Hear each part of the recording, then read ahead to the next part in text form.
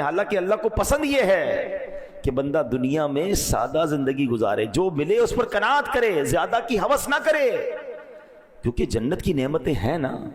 لیکن آج تو ریس لگی ہوئی ہے، اس نے گاڑی لی تو میں نے لینی، اس نے موبائل لیا میں نے اس سے اچھا لینا، اس نے گھر بنایا مجھے اس سے اچھا بنانا ہے، اور نہیں ہے تو دنیا میں اللہ کی رضا کے لیے سادگی اختیار کرنا، دنیا میں اللہ کی رضا کے لیے خواہشات نفسی کو روکنا، کیونکہ اس میں جب بندہ گرفتار ہوتا ہے نا کہ جو چاہیے کر لیا، جو چاہیے کھا لیا، جو چاہیے پہن لیا، جو چاہے خرید لیا، جب اس قدر وہ دنیا میں گرفتار ہوتا ہے تو ایک وقت آتا ہے کہ پھر حلال و حرام کی تمیز ہی ختم ہو جاتی ہے، کیونکہ اب شوق ہے ہر چیز لینی ہے، اب نہیں ہے پیسے تو حرام کمائے گا، نہیں ہے پیسے تو معاذ اللہ وہ پھر غلط کاموں کی طرف جائے گا۔ اگر انسان اپنے آپ کو روکنے والا ہوگا تو پھر وہ حرام سے بھی رکے گا۔ کیا خوبصورت انداز ہمارے بزرگوں نے اختیار کیا کہ دنیا کی دولت ہوتے ہوئے، اختیار ہوتے ہوئے بھی اپنے آپ کو دنیا کی نعمتوں میں غرق نہ کیا تاکہ آخرت کی نعمتیں باقی رہیں۔ ایک اور واقعے سے سمجھیے، حضرت عمر فاروق رضی اللہ عنہ ایک بار شام گئے، ملک شام، آپ امیر المومنین تھے، آپ کے لیے بہت لذیذ کھانا تیار کیا گیا، ایسا لذیذ، اتنا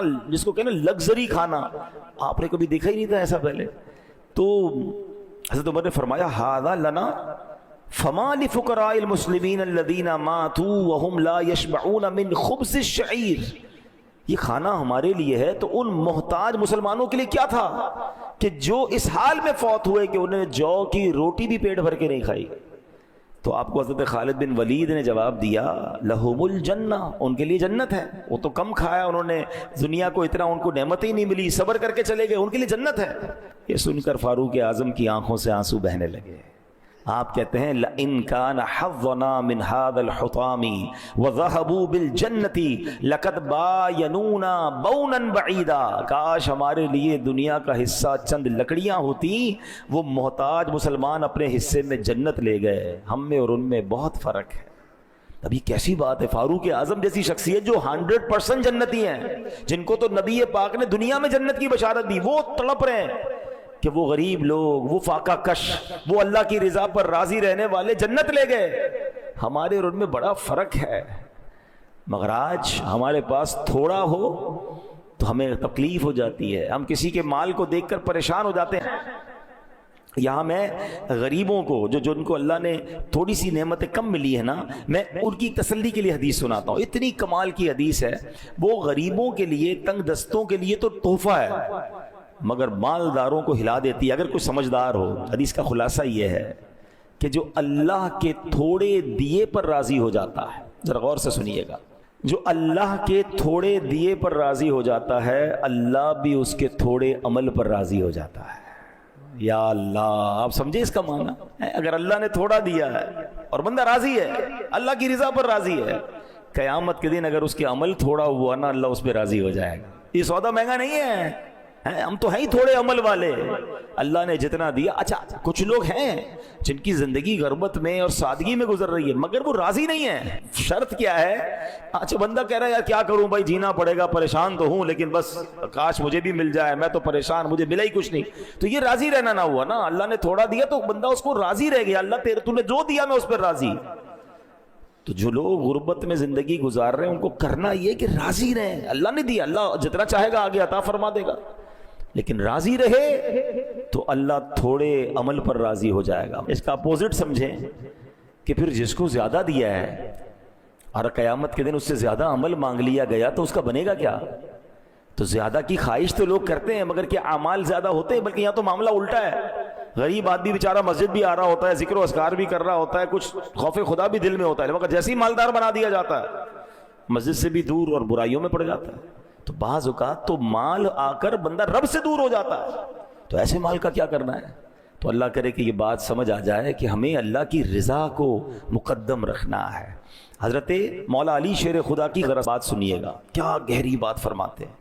آپ سے سوال ہوا دنیا کے متعلق آپ کیا فرماتے ہیں؟ فرمایا حلالها حساب وحرامها عذاب۔ یہ دنیا کیا ہے؟ کہتے ہیں دنیا کی حرام چیزوں پر عذاب ہے اور حلال نعمتوں کا روز قیامت حساب ہوگا۔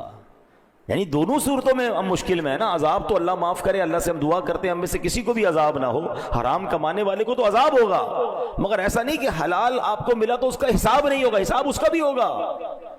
ذرا تصور کریں کہ قیامت کا دن 50,000 سال کا دن ہو، سب اگلے پچھلے حاضر ہوں، میزان عمل رکھ دیا جائے، سورج گرمی برسا رہا ہو، تانبے کی زمین خوب دہک رہی ہو، اور اس حالت میں اگر حساب دینا پڑا حلال چیزوں کا، حرام پر تو عذاب ہے، مگر تمہیں حلال مال دیا گیا، تمہیں لباس دیا گیا، گھر دیا گیا، اولاد دی گئی، نعمتیں دی گئی، عزت دی گئی، حساب دو، تو ایسی افراتفری میں کیسے حساب دے سکیں گے؟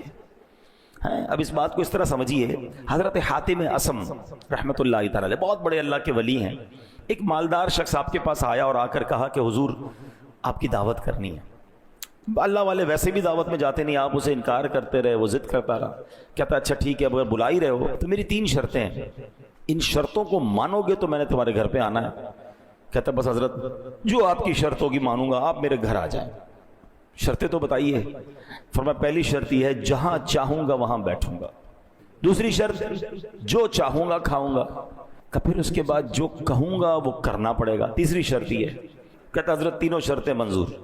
اب جب حضرت نے اوکے کر دیا، ڈیٹ فکس ہو گئی، اس نے پورے شہر میں اعلان کر دیا، بڑے بڑے لوگوں کو بلایا کہ مبارک ہو، میرے گھر پہ حضرت حاتم اصم رحمت اللہ تعالی علیہ آ رہے ہیں، بڑی شاندار دعوت، طرح طرح کے کھانے، زبردست قسم کا اس نے پوری تیاری کر لی۔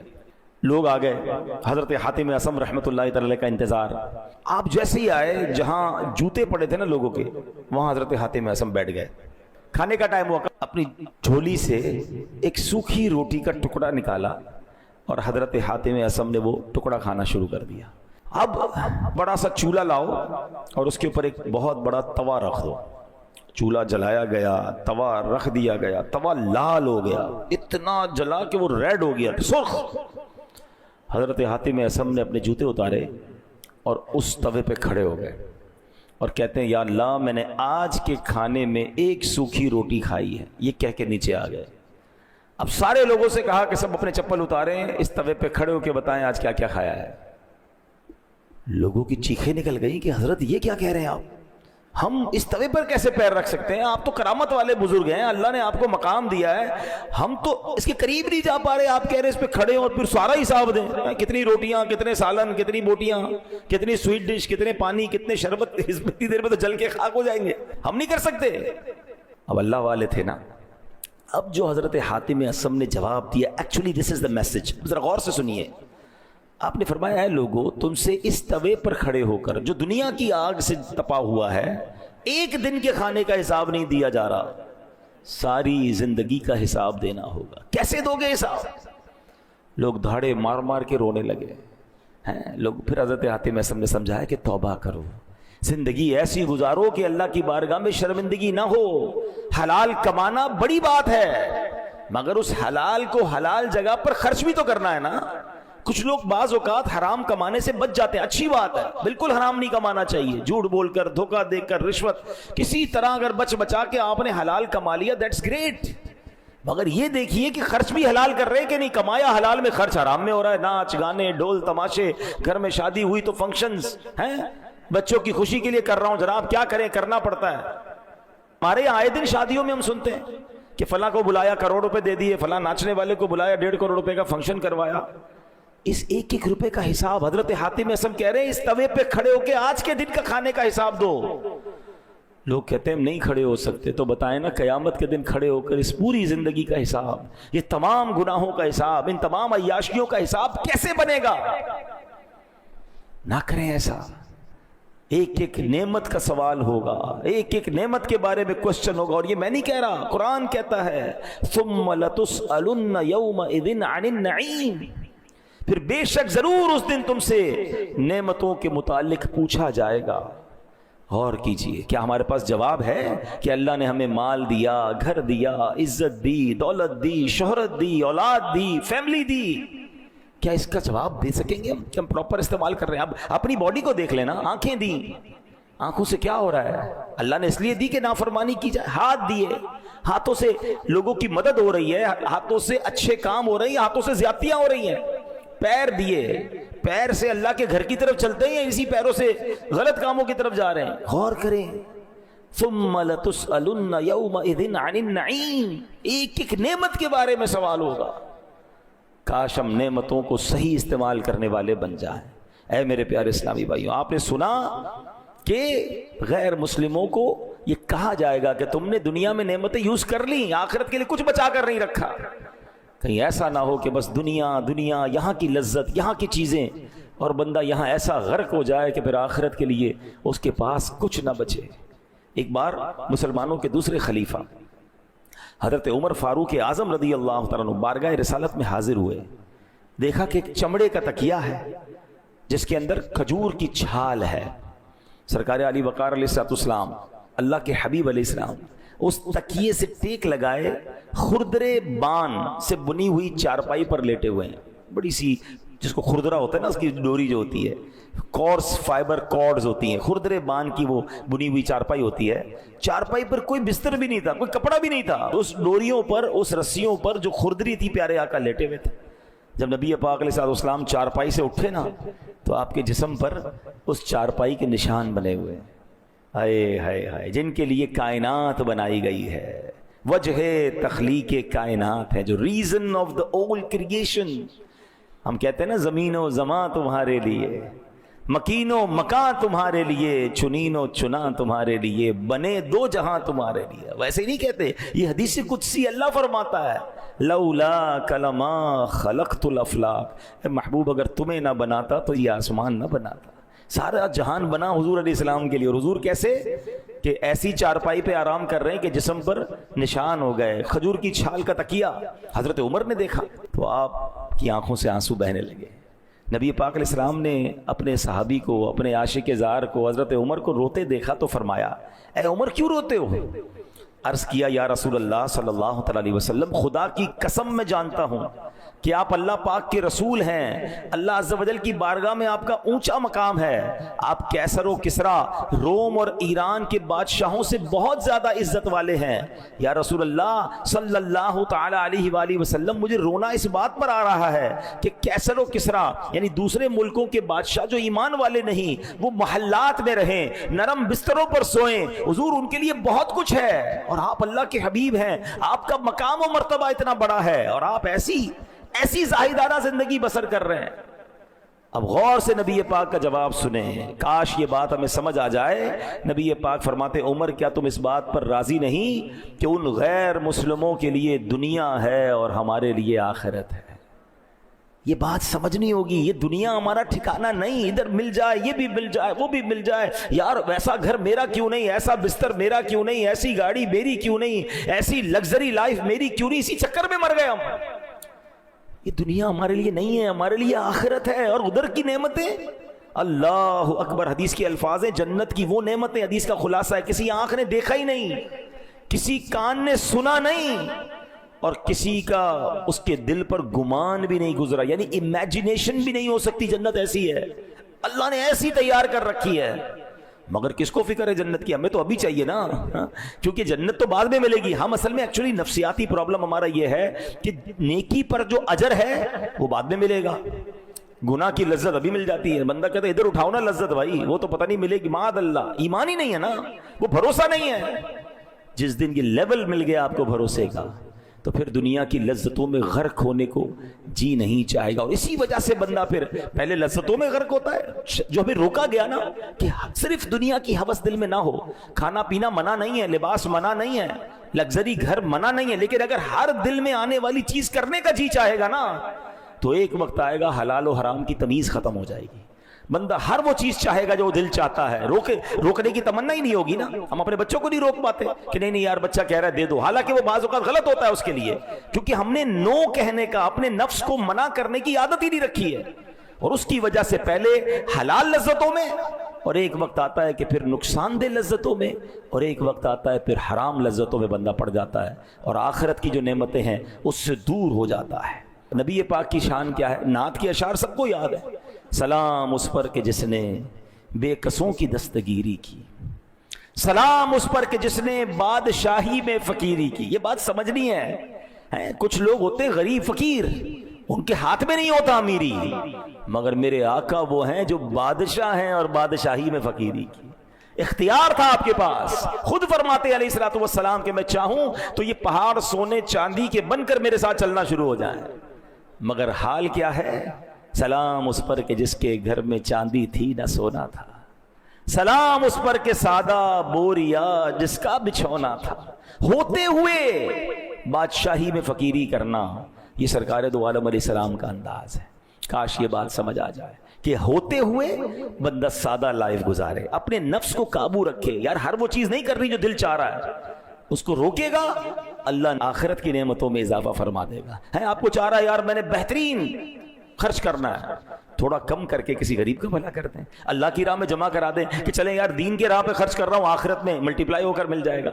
یہ انداز اختیار کریں، انشاءاللہ اس سے آپ کہتے ہیں نا چادر کے اندر پیر پھیلائیں گے۔ آج کے دن اچھے، کل دن ڈسٹرب ہو گئے تو پھر جن لوگوں کی عادت ہر چیز لینے کی، ہر خرچ کرنے کی، خدا ناخواستہ جب ہاتھ تنگ ہوتا ہے تو بڑی تکلیف میں آتے ہیں۔ اور جو عقل مند مالدار ہوتا ہے وہ اپنے آپ کو اس اسٹیبلٹی کے ساتھ رکھتا ہے کہ اللہ نہ کرے کبھی آمدنی کم بھی ہو گئی تو زندگی میں کوئی بڑا اثر نہ آئے، وہ سادے کھانے، سادے لباس، سادہ زندگی، کم خرچ والی، میانہ روی والی گزارے تاکہ جناب لائف اسٹیبل رہے۔ اور اگر پیسے اللہ نے زیادہ دیے ہیں، کچھ لوگ کہتے ہیں یار ہے تو خرچ نہ کریں، ارے بھائی خرچ کرنے تو اسی پیسے کو جنت کے آخرت کے اکاؤنٹ میں جمع کرا دو نا۔ آپ کو اپنے بچوں کی شادی پر کروڑوں روپے خرچ کر کے اور اللہ کو ناراض کرنے والے کام کرنا کیوں ضروری ہیں؟ ایک صاحب مجھے ملے، بڑے اچھا ان کا ذہن ہے، ہمارے رشتہ داروں میں سے، اللہ نے ان کو بہت نوازا ہے۔ وہ جب بھی بچے کی شادی کرتے ہیں ایک ہی پروگرام کرتے ہیں، حالانکہ لوگ 15 ایک مہینہ شادیاں چل رہی ہوتی ہیں، شادی شروع ہوئی ہے ختم ہی نہیں ہو رہی، یہ نائٹ تو وہ نائٹ تو وہ کھانا تو وہ بے حیائی، وہ ناچ، لا حول ولا قوت الا باللہ۔ تو میں نے ان سے پوچھا یار آپ ایک ہی پروگرام، کمال کا جواب دیا، کیا کروڑوں روپے خرچ کر سکتا ہوں مگر میں وہ پیسے بچا کے اتنے ہی پیسوں میں کچھ غریب بچے بچیوں کی شادی کرا دیتا ہوں۔ فائدہ کیا ہوتا ہے کہ جن کی شادی کرواتا ہوں نا وہ ساری زندگی میرے ان بچوں کے لیے دعا کرتے ہیں جن کی ابھی شادی ہوئی ہے، تو میرے ان بچوں کی لائف بڑی اچھی گزرتی ہے۔ سبحان اللہ، کروڑوں روپے انہوں نے بھی خرچ کیے مگر بقیہ پیسے جنت کے اکاؤنٹ میں بھی جمع ہو گئے، وہاں ملیں گے بھی واپس انشاءاللہ۔ اور جن کی زندگی بن گئی، کتنا اچھا طریقہ ہے۔ کاش کی ذہن بن جائے کہ اگر جہاں مجھے زیادہ خرچ کرنے کو جی چاہ رہا ہے کریں، مگر اس میں جو حرام چیزیں مائنس کریں اور اس کی جگہ پر وہی پیسے اللہ کی راہ میں دے دیں، کسی غریب مسلمان کو دے دیں، اس کا گھر بنا دیں، اس کی شادی کروا دیں۔ وہ جب تک اس میں جیے گا آپ کے وارے نہیں آنے ہو جائیں گے نا۔ تو یہی تو سمجھنا ہے کہ ہر دل میں آنے والی چیز کرنے کی جب عادت ہوگی نا تو ایک وقت آئے گا کہ ایسے حرام میں مبتلا ہو جائیں گے۔ اور یہی بچے ہماری ضد کر کے بعض اوقات حرام کاموں میں پڑتے ہیں نا، کیونکہ آپ نے منع تو کبھی کیا ہی نہیں، بیٹا جو چاہیے لے لو، ہے بچی آپ کو جو چاہیے لے لو، جہاں جانا ہے چلے جاؤ، جدھر داخلہ لینا ہے داخلہ لے لو، حالانکہ دیکھا نہیں جا رہا کہ اس سے اس کے اخلاق، اس کے اعمال، اس کی آخرت اور سب سے بڑھ کر ایمان برباد ہو سکتا ہے۔ اب تو پہلے سنتے تھے کہ جناب لڑکے جاتے ہیں بیرون ملک میں پڑھنے کے لیے، اور اب یہ مثالیں مل رہی ہیں کہ اکیلی لڑکیاں جا رہی ہیں پاکستان، مسلمان کے گھروں کی۔ کہاں گئی بیٹی یورپ گئی ہے، کدھر یو کے گئی ہے پڑھنے کے لیے اکیلی، تو کہاں رہے گی؟ پردے کا کیا ہوگا؟ شریعت کے احکام پر عمل کیسے ہوگا؟ اور ان ممالک میں کیا حال ہوگا اس کا؟ nobody cares۔ اس لیے پیسہ اللہ نے دیا کہ اس پیسے کا یہ استعمال، ہم اللہ کو جواب کیا دیں گے؟ کیا یہ ذمہ داری نہیں تھی ماں باپ کی؟ یہ وہی وجہ بنی کہ پہلے بچپن میں منع نہیں کیا، روکنے کی عادت نہیں رکھی، اب جو ان کی ڈیمانڈ ہے وہ آپ پوری کر رہے ہیں۔ آؤ میں آپ کو حسنین کریمین کا واقعہ سناتا ہوں، نبی پاک کی سیرت سے سنا رہا ہوں۔ ہو سکتا ہے مجھے اس بیان کے بعد کرٹیسائز کیا جائے سوشل میڈیا پر کہ دیکھو مولانا صاحب جو ہے وہ ہماری زندگی مشکل کر رہے ہیں۔ میں آپ کو آپ کے نبی علیہ السلام کی تعلیم دے رہا ہوں، میں اپنے آقا کا واقعہ آپ کو سنانے جا رہا ہوں۔ جس نے کلمہ پڑھا ہے نبی پاک کا وہ غور سے یہ واقعہ سن لیں۔ سرکار دو عالم علیہ السلام کی عادت کریمہ کیا تھی کہ جب بھی سفر کی ابتدا فرماتے، بی بی فاطمہ رضی اللہ تعالیٰ عنہ کے گھر مبارک سے سفر کی ابتدا کیا کرتے ہیں۔ ہاں چلے یہ بھی سیکھنے کو ملا کہ بیٹی سے پیار کیسا ہوتا ہے۔ نبی پاک نے پریکٹیکلی بتایا کہ والد کا بیٹی سے انٹریکشن کیا ہوتا ہے۔ آج کل لوگ بیٹی اور بیٹے ہوں تو بیٹوں کو ترجیح دیتے ہیں، بیٹی کا خیال ہی نہیں۔ بیٹی کو پیار دیں، عزت دیں۔ نبی پاک جب بھی سفر پر جاتے بی بی فاطمہ کے گھر آتے پہلے، پھر وہاں سے سفر شروع فرماتے، اور سفر سے واپسی پر بھی سبحان اللہ سب سے پہلے خاتون جنت کے گھر تشریف لے جاتے تھے۔ کیا انداز ہے نبی پاک علیہ السلام کا۔ ایک مرتبہ پیارے آقا علیہ السلام سفر سے واپس آئے تو حضرت فاطمہ تو زہرا رضی اللہ تعالیٰ عنہ کے گھر پہنچے، دیکھا کہ دروازے پر نقش و نگار والا پردہ لگا ہوا ہے اور حسنین کریمین کے ہاتھ میں چاندی کی کوئی بنی ہوئی چیز ہے۔ اچھا یہ دونوں چیزیں ناجائز نہیں ہیں، اپنے گھر کے باہر اگر کوئی اچھا والا پردہ لگا لے اور بچے اگر کوئی چاندی کی چیز انہیں دے دی جائے، لیکن نبی پاک کا انداز، پیارے آقا کو پسند کیا ہے؟ اللہ اکبر، پیارے آقا نے یہ دیکھا تو ملے بغیر ہی واپس تشریف لے گئے۔ بی بی فاطمہ سے ملاقات ہی نہیں کی. اب وہ بھی نبی پاک کی شہزادی ہے نا رضی اللہ تعالیٰ عنہ, مزاج جانتی تھی, فوراً پردہ اتارا, حسنین کریمین کے ہاتھ سے وہ چاندی کی چیز لی اور سرکار دو عالم علیہ السلام کے پاس بھیج دی. اچھا والدہ تو سمجھ گئی, بچے تو بچے ہوتے ہیں نا, وہ روتے ہوئے نبی پاک کے پاس آ گئے حسنین کریمین, اور نبی پاک سے وہ چاندی والی چیز واپس لینا چاہیے. تو سرکار دو عالم علیہ السلام نے ایک صحابی کو وہ چاندی عطا فرمائی, حکم فرمایا اسے بیچ دو اور اس کے بدلے فاطمہ کے لیے لکڑی کا بنا ہوا ہار لے آؤ, بے شک یہ میرے اہل بیت ہیں, یہ مجھے پسند نہیں کہ یہ اپنی نعمتیں دنیا ہی میں استعمال کر لیں. اللہ اکبر. آپ بتائیں گے جائز تھا, حلال تھا, مگر چونکہ نعمتوں کا اکثر استعمال اگر دنیا میں ہم کریں گے تو نبی پاک کیا فرماتے ہیں, آخرت کی نعمتیں دنیا میں استعمال نہیں کرنی. کتنی گہری بات ہے. ہم تو کہتے ہیں بچہ روتا ہے موبائل پکڑا دیتے ہیں, جان چھوٹ جاتی ہے, ناشتے میں پکڑا دو, کھانے میں پکڑا دو, سفر میں جا رہے ہیں تو اس کو موبائل دے دو, حالانکہ وہ موبائل پر کیا دیکھ رہا ہے. آگے بڑھتے بڑھتے اب تو 2 سال 3 سال کے بچے یوٹیوب کھول لیتے ہیں اور وہ یوٹیوب پہ کیا دیکھ رہے ہیں کوئی فکر ہی نہیں, اور اس کے دماغ کے اندر اس کے ایمان پر, اس کے کریکٹر پر, اس کی تھنکنگ پر, اس کے ایموشنز پر کس قدر وہ ایفیکٹ جا رہا ہے. ہمیں کیا پرواہ بھائی, بچہ روتا ہے میں نے دے دیا موبائل, آئی پیڈ لا کے دے دیا, فلاں چیز لا کے دے دی, بچپن سے ہی آپ نے. اچھا پھر ہم کہتے ہیں بچے سے لیتے کیوں نہیں, وہ روتا ہے. ہاں بی بی فاطمہ کے گھر سے حسنین کریمین بھی روتے ہوئے آئے تھے نا. نبی پاک نے سبحان اللہ کتنی 1450 سال پہلے ہماری تربیت فرما دی کہ بچہ روئے اور اگر کوئی چیز اس کے لیے بہتر نہیں تو اس کو رونے دو. وہ حسنین کریمین کہ جن کی آنکھ کا آنسو فرشتے برداشت نہیں کرتے تھے. اللہ اکبر. فرشتے گوارا نہ کرتے کہ حسنین کریمین کی آنکھوں میں آنسو آ جائے, مگر نبی پاک ان کی تربیت فرما رہے. ایکچولی دس از ریکوائرڈ کہ آج اپنے بچوں کو اب اس کا طریقہ ہے ماشاءاللہ, پڑھے لکھے لوگ سمجھاتے ہیں کہ یار اگر بچے کو موبائل چھوڑوانا ہے تو آپ انوالو ہو جائیں. اصل میں ہمارے پاس ٹائم نہیں بچا نا, ماں باپ چاہتے ہیں ہم بھی فری رہیں, ہم بھی اپنا موبائل یوز کریں, بچے اپنا موبائل یوز کریں. ایک ہی گھر میں کبھی کبھی منظر ہوتا ہے ڈرائنگ روم میں 5-7 لوگ بیٹھے ہوتے ہیں, بیٹا بیٹی ماں باپ سب, مگر کوئی کسی سے بات نہیں کر رہا, سب اپنے اپنے موبائل پر ہیں, گھر میں رہ کر بھی اجنبی ہیں. وہ کچھ عرصہ پہلے کراچی میں کوئی پرابلم ہوئی تھی تو ایک دن کے لیے موبائل بند کیا گیا تھا, سگنل بند کر دیے گئے. تو سوشل میڈیا پہ ایک بڑی پیاری سی پوسٹ مجھے پڑھنے کو ملی کہ ایک شخص کہتا ہے بڑے دنوں بعد اپنے گھر والوں سے ملاقات ہوئی اور پتہ چلا اچھے لوگ ہیں. یعنی اپنے گھر میں جا کر بھی اپنے گھر والوں سے ہماری ملاقات نہیں ہوتی, اور ہمیں یہ اندازہ نہیں کہ کمرہ بند کر کے میری نوجوان بیٹی, میرا نوجوان بیٹا یا میرا ینگسٹر, میری اولاد کیا دیکھ رہی ہے, کیا پڑھ رہے ہیں, کیا سن رہے ہیں. ایک تو اعمال برباد ہونا, ایک تو بے حیائی کی طرف چلے جانا, یہ بھی بہت بڑا مسئلہ ہے. مگر اس سے بڑا مسئلہ بتاؤں آپ کو, اس سے بھی بڑا ایک مسئلہ ہے, اور وہ ہے ایمان چلا جانا. سوشل میڈیا پہ ایسے لوگ بیٹھے ہیں جو اسلام کے خلاف بات کر رہے ہیں, جو ایگزسٹنگ آف گاڈ پر بات کر رہے ہیں, جو جناب ہماری یوتھ کو کنفیوز کر رہے ہیں, اور ہمیں فکر ہی نہیں کہ ہم اپنے بچوں کو بٹھا کر کوئی ایمان سکھا دیں, ان کو پڑھائیں کہ ہمارا اللہ کے بارے میں کیا عقیدہ ہے, نبی پاک کے بارے میں ہمارے بلیفز کیا ہیں, فرشتوں اور جنت دوزخ اور قیامت پر ہمارے کیا عقائد ہیں, اور اس کے پیچھے دلائل کیا ہیں. مسئلہ یہ کہ والد کو بھی تو نہیں پتا, بچے کو کب سکھائے گا, خود ماں کو نہیں پتا, والد کو نہیں پتا. بائی برتھ مسلمان ہے, ہمیں تو اس لیے پتا ہے میں مسلمان ہے کہ امی ابو نے مسلمانوں والا نام رکھ دیا تھا, پیدا ہوئے تو اذان کان میں آ گئی, ہم نے اسٹڈی تو کیا ہی نہیں. کچھ لوگ بائی چوائس مسلمان بنتے ہیں. دنیا میں ایسے لوگ ہیں جو غیر مسلم ہوتے ہیں, پڑھتے ہیں اور اس کے بعد سلیکٹ کرتے ہیں کہ ہاں اسلام سب سے اچھا مذہب ہے, وہ ہم سے زیادہ بعض اوقات پریکٹسنگ ہوتے ہیں, اور ہم میں سے تقریباً وہ جو بائی برتھ مسلمان ہے, پیدا ہو گئے مسلمان, اچھا نام مسلمانوں والا, مسجد جانا ہے چلو مسجد چلے جاتے ہیں, عید پڑھنی ہے عید پڑھ لی, رمضان میں روزے رکھتے, بس دیٹس اٹ. یار بلیفز, سب سے مین چیز تو عقیدہ ہے. اللہ کے بارے میں کیا جانتے ہو آپ, نبی پاک ہمارے آخری نبی ہے, اس کے بارے میں کیا معلومات ہے آپ کے پاس. اچھا جناب فرشتوں کے بارے میں ہم کیا کہہ سکتے ہیں, کیا نہیں کہہ سکتے, جنت دوزخ قیامت کی بیسکس ہیں قرآن, اس لیے معلوم نہیں نا تو بے حیا, پھر بے باکی ہے, مذاق کر رہا ہوتا ہے, کوئی چٹکلے سنا رہا ہوتا ہے, کوئی کامیڈی کر رہا ہوتا ہے, معاذ اللہ کوئی فلمی گانوں میں کفریہ کلمات ہوتے ہیں, بندہ ایمان سے بھی چلا جاتا ہے, اس کو پتہ ہی نہیں کہ ایمان سے جایا کیسے جاتا ہے. یہ ہمارا حال ہو گیا ہے. سرکار دو عالم علیہ السلام کا حسنین کریمین کو رونے دینا اور ان کی چیز نہ دینا, یہ سکھا رہا ہے ہمیں کہ ہمیں اپنے بچوں کی تربیت کیسے کرنی. ہر وہ چیز جو مانگے وہ دینے والی نہیں ہوتی.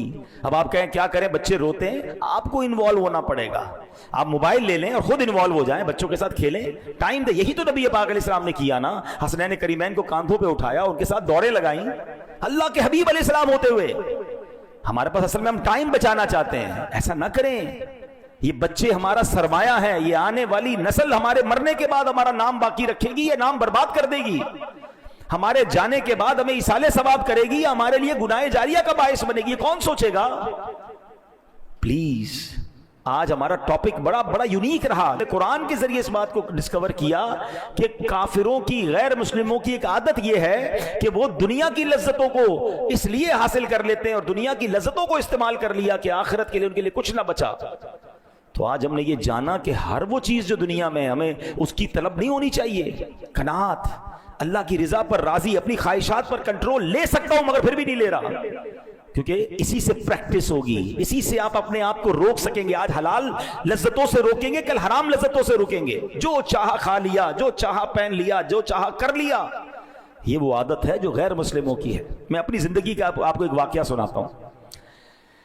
جنہوں نے دبئی اور یو اے ای کی گرمی دیکھی ہے, عرب ممالک کی, میں ایک بار فل گرمی کے سیزن میں عرب امارات, بہت پرانی بات ہے, میں گیا تو وہاں امیر اہل سنت جو فاؤنڈر آف دعوت اسلامی ہے ان سے میری ملاقات ہوئی. وہ ایک گھر میں تھے. یعنی دبئی میں یا عرب ملکوں میں جون جولائی کی گرمی میں بغیر اے سی کے پاسبل, یعنی نارمل ہے, وہاں اے سی لگژری نہیں ہے, وہاں ایئر کنڈیشن نیسیسری ہے. وہاں مزدوروں کے گھر میں بھی اے سی ہوتا ہے نا, ہر جگہ اے سی ہوتا ہے. تو میں گیا اور روزے, امیر اہل سنت روزے سے تھے اور آپ کے روم میں اے سی نہیں چل رہا تھا اور آرام کرنے کا وقت آیا تو میں حیران ہو گیا. میں نے کہا یہاں پہ اے سی نہیں استعمال کر رہے. کہہ رہے آپ آئیں, آپ کے لیے چلا دیتا ہوں. میری تمنا یہ ہے کہ میں کہیں دنیا کی نعمتیں استعمال کر لوں تو میرے لیے آخرت کی نعمتیں کم نہ ہو جائیں. پسینے سے شرابور تھے. فرماتے تھے کہ میں دن میں 2 بار اپنا کرتا جو ہے نا باہر رکھ کے سکھا لیتا ہوں, پھر اس کے بعد اسی کو پہن لیتا ہوں. اب یہ کیا ہے, یہ جائز ہے, اے سی جائز ہے, مگر یہ جو اللہ والے ہوتے ہیں نا ان کی سوچ ہی ایسی ہوتی ہے کہ ہر نعمت دنیا میں استعمال نہیں کرنی. میں نہیں کہہ رہا آپ کہیں چلے جناب مولوی صاحب نے کہہ دیا اے سی بند کر دو, میں آپ میں سے کسی کو نہیں کہہ رہا, مگر میں سمجھا رہا ہوں کہ ایسے بھی لوگ دنیا میں ہیں. اور میں نے آپ کو مولا علی کا واقعہ سنایا, حضرت عمر کا گوشت دیکھ کر روتے ہوئے واقعہ سنایا کہ وہ گوشت پکا ہوا دیکھ کر روتے تھے کہ کئی لوگ دنیا سے ایسے چلے گئے جن کے پاس ایک جو کی روٹی نہیں ہوتی تھی. تو یہ اللہ والوں کا انداز ہے. لیکن چلیں ہم کم از کم حرام چیزوں سے تو بچیں, ہم صرف دنیا کی سوچ ہی میں تو زندگی نہ گزاریں. ایک آخری حدیث سنا کر اپنی بات ختم کرتا ہوں. اور ہم میں سے بہت سارے ایسے لوگ ہیں جن کی صبح ایسے ہوتی ہے. نبی پاک فرماتے ہیں جس نے اس حالت میں صبح کی کہ اس کا سب سے بڑا مقصد, الٹیمیٹ گول دنیا ہو, تو پھر اس کا اللہ پاک کی رضا اور قربت سے کوئی تعلق نہیں. اللہ پاک اس کے دل میں 4 چیزیں پیدا کر دیتا ہے. نمبر 1, ایسا غم جو کبھی ختم نہ ہو, ایسی مشغولیت جس سے فراغت نہ ہو, ایسا فقر جس کے بعد خوشحالی نہ ہو, ایسی امید جو کبھی پوری نہ ہوتی ہو. صبح اٹھیں اور فکر دنیا ہو, الٹیمیٹ گول صرف دنیا ہو. سچ بتائیں 90% لوگ, شاید اس سے زیادہ ہی لوگ ہوں گے جو صبح اٹھنے کے بعد ایک ہی فکر ہے, آج جاب کیا کرنی ہے, بزنس کیا کرنا ہے, پیسے کدھر سے اٹھانے ہیں, کاروبار کیا کرنا ہے. یعنی صبح سے شام تک زندگی کا مقصد ایک ہے. جو صبح اٹھ کے فجر نہیں پڑھتا تو اس کا پہلا گول تو ختم ہو گیا نا. حالانکہ ماشاءاللہ جو صبح اٹھ کے پہلے فجر پڑھتا ہے اس کا مطلب اس کا ultimate goal start of the morning اللہ کو راضی کرنا ہے, سجدہ کرنا ہے, عبادت کرنا ہے. وہ نماز کا ٹائم دیکھ رہا ہے, وہ جناب الارم رکھ رہا ہے کہ فجر بھی جانی چاہیے, اور جس کی فجر ہی چلی گئی اور اب صبح اٹھ کے دنیا ہی ہے. اور سچ بتائیں یہ 4 آفتیں جو حدیث میں بتائیں آج ہو نہیں گئی. دوبارہ سن لیں, فرمایا ایسا غم جو کبھی ختم نہ ہو. لوگ غمگین ہیں, پوچھو کیا حال ہے, یہ پرابلم, فیملی پرابلم, کاروبار پرابلم, ٹینشن ہی ٹینشن ہے. کہیں ایسا تو نہیں ہے اس وجہ سے ہو رہا ہے. دوسرا, ایسی مشغولیت جس سے فراغت ہی نہ ہو. کسی کو کہو بھائی ٹائم ہے, نہیں ٹائم بالکل نہیں ہے, اتنے بیزی ہو گئے, لک بیزی ڈو نتھنگ, اتنے بیزی ہیں پھر بھی ہے کچھ نہیں ہاتھ میں, پتہ نہیں کدھر وقت ضائع ہو جاتا ہے, پورا دن نکل جاتا ہے پتہ نہیں چلتا. تیسرا, ایسا فقر جس کے بعد خوشحالی نہ ہو. ہاتھ تنگ رہتا ہے لوگوں کا, اتنا کم, پہلے ایک کماتا تھا پورا گھر کھاتا تھا, اب شاید پورے گھر والے کما رہے ہیں پھر بھی پورا نہیں ہو رہا. کیا ہے اس کے پیچھے ریزن, کبھی غور کیا؟ اور نمبر 4 ایسی امید جو کبھی پوری نہ ہو. امید ہی ختم نہیں ہو رہی, یہ بھی چاہیے وہ بھی چاہیے, اور ایک گول اچیو ہو جائے دوسرا ٹارگٹ لے لیتے ہیں, نہیں ابھی تو یہ ہو گیا اب یہ کرنا ہے. یعنی ایسا نہیں بندہ کہ سب ہو گیا, اللہ نے بہت دے دیا, اوقات سے زیادہ دے دیا, دیٹس اٹ, کلوز ہی نہیں ہو رہا ڈور, کیونکہ امیدیں ختم ہی نہیں ہو رہی ہیں. ارے آخرت کی فکر کب کریں گے, جنت کی تیاری کب کریں گے؟ تو صبح اس حال میں جس کی ہوتی ہے کہ اللہ کو راضی کرنا ہے, اللہ اس کی دنیا بہت اچھی کر دیتا ہے. ایسا نہیں کہ جناب وہ فکر نہیں کرتا تو اللہ اس کو رزق دیتا, اللہ اور دیتا ہے. جو دنیا کے پیچھے بھاگتا ہے دنیا اسے بھگاتی ہے, جو اللہ کی رضا کے لیے زندگی گزارتا ہے دنیا پیچھے آ جاتی ہے, آ کر خدمت کرتی ہے. کاش یہ بات سمجھ آ جائے. تو بہرحال آج قرآنی بیان میں ہم نے بہت سارے میسیجز حاصل کیے. اللہ مجھے بھی عمل کرنے کی توفیق عطا فرمائے, آپ کو بھی نصیب فرمائے. آمین بجاہ النبی الامین صلی اللہ تعالی علیہ وسلم.